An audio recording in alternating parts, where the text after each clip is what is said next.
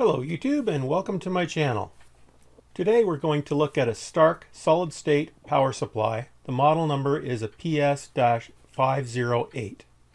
I picked up this power supply last summer at a garage sale.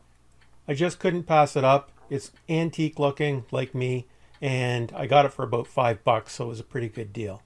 I haven't turned it on yet, have no idea if it works, so hang on with me and we'll check it out. About a month ago, I brought the power supply out of the garage and brought it down to my basement lab. Since then, it's been living on top of my shelves, and I'm about to turn it on for the first time. Even in the poor light, you can see that the unit needs a little bit of a wash. It certainly does look vintage, and it may very well just stay this way. I use an antique desk that I inherited from a really good friend and brother-in-law of mine.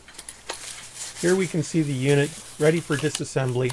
It's held together with a series of Phillips head screws. Before I started to take it apart, I figured it was a good idea to use some isopropyl alcohol to clean off some of the grime on the front panel. It's pretty dirty. I'm not sure if I want to rub too hard because I don't want to take off any of the lettering on the panel.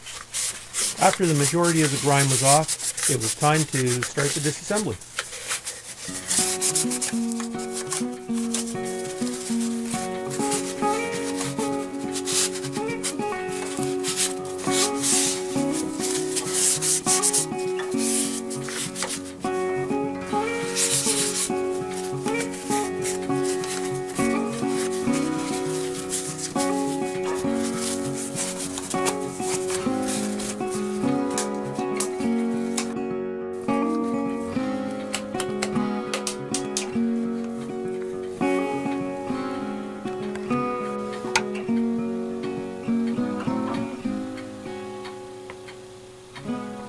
Here I'm getting ready to power it up.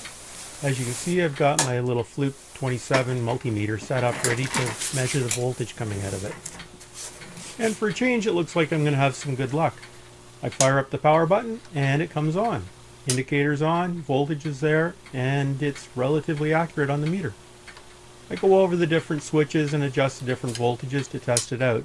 It's pretty cool. This unit goes all the way up to over 50 volts. I don't think I'll be using this power supply for any of my digital electronics.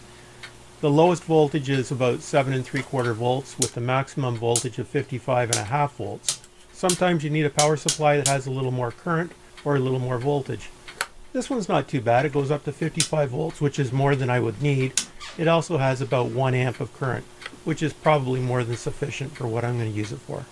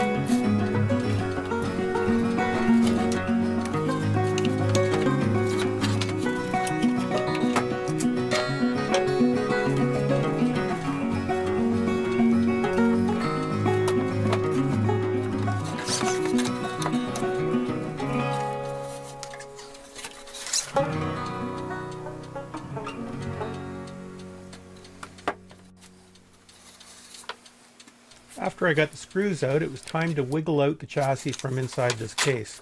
I can tell you they do not make them like this anymore.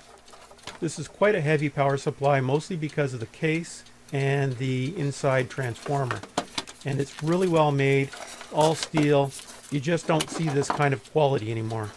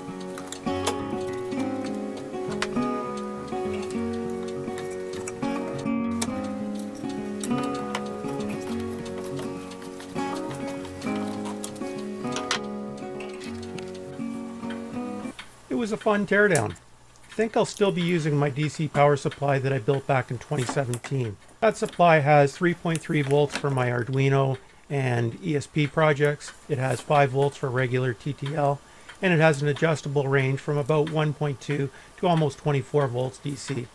It's fun to look back at a piece of equipment from the 70s and see that it still works fine. Thank you for watching the video. If you found it entertaining, please consider hitting the thumbs up and maybe even subscribe. Thank you.